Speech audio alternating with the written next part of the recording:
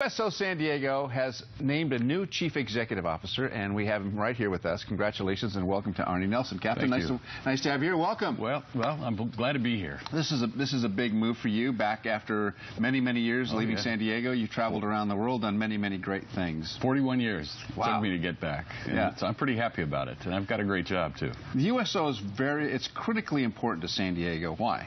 Well, because it's one of the largest naval bases it is the largest naval base we have. A lot of Navy people here, a lot of deployments. The Marines are here, if not a third, then at least a quarter of the United States Marine Corps stationed here. And so you've got a lot of people going on deployment. You've got a lot of PCS moves back and forth. And so why we come in and help with stability. We help families cope and we try to do a lot of things to make. How do you do that?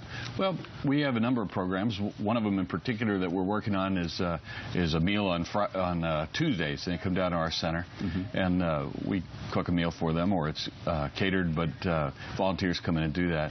Another thing is at the airport, and especially on Tuesdays, the Marines that have graduated come over to the airport and get on planes to go here and there for their follow-on training. And so we make our place like a home, so they can feel at home and just relax waiting for their flight or different things like that. Tell me something. What strikes me about USO, it's charitable, but it isn't a handout, because these men and women really need this sort of kind of communal feeling of family, right? Because they're away from their loved ones, they're away from their homes, and this is a way for us to sort of kind of wrap them in that love, right? We bring them in, and they have a chance to sit down, maybe go to the computer, make a phone call, just relax and just get ready to do whatever it is they're going to do next. That's fantastic. Now, USO has always been known for its entertainment. Tell me about that aspect of it. My dad was on a USO tour, a couple of them, many years ago. It was quite an experience for him and for the men and women of the armed forces. When we had the Goo Goo Dolls at my base when I was a base commander overseas, and there's a long story about that I'll share with you sometime, but we had a great show there. People were just absolutely just happy to have them aboard. My favorite one, though, was Los Tigres del Norte. And I practiced my Spanish for a week in order to introduce them to the crew in Spanish, and they said afterwards, we were having dinner, no one's ever done that before. No one's ever introduced in Spanish. And so I felt pretty good about that.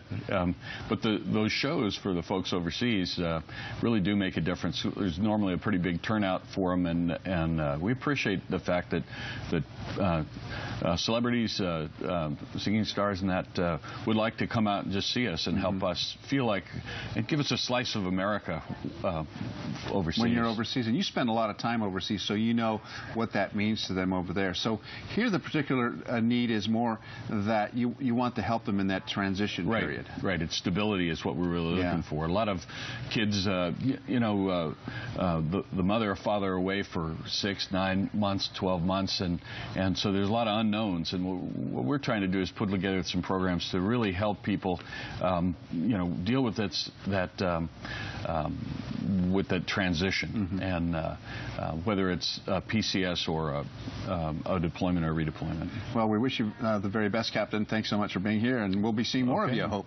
Yeah, I hope so too. Good luck on the new job. Yeah, it's great to have you here. All right, take care. Yeah. We'll be back with more.